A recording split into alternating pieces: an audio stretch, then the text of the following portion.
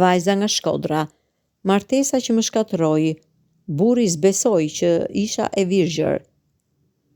Një 24 vjeçare nga Vau i Dejës na ka rrëfyer historinë e trisht të martesës së saj me mblesëri. Isha 19 vjeçe e jetoja në Vaun e Dejës. Kam pasur shumë debate me prindrit e mi gjatë periudhës që duhet të pranoja djalin, por në fund e pranova që kjo ishte që duhej të bëja.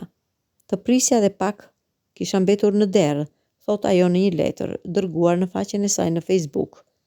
Nëse e pranoja, atëherë isha vajzë e mirë që dëgjoja prindrit, nëse jo isha vajzë e keqe. Në rastin tim, shumë vajza i kanë nxjerrë edhe prej shtëpisë. U bë si u bë, fejesa, më pas u martuam. Askush nuk mori parasysh që unë nuk doja vetëm një shtëpi, 3 kaçe, për të jetuar e bukë për të ngrënë. Unë doja një njeri që të më donte dhe të më respektonte. Por drama nuk mbaron këtu. Natën e parë të martesës, burri dyshoi nëse isha ajo apo jo e virgjër. Që këtu nisën konfliktet, pasi ai nuk më besonte. Shton ajo. Ndryshe nga shumë prej martesave që dështojnë, vajza përshkruan se marrëdhënia e saj me burrin nuk ishte dhunë fizike.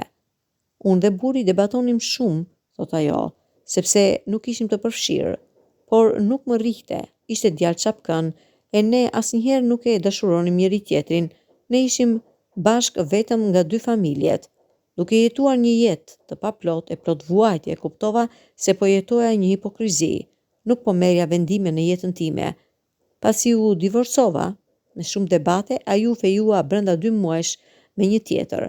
Familja më braktisi, kurse unë tani jetoj në Tiranë dhe kam nisur punën. Jam e vendosur të bëj jetën time. Momenti i forcës time më të madhe ishte vendimi për të mos pasur fëmijë me burrin, kur të gjithë ma kërkonin sepse unë dua të jem nën me dikë që unë dua, përfundon ajo rrëfimin e saj prekës.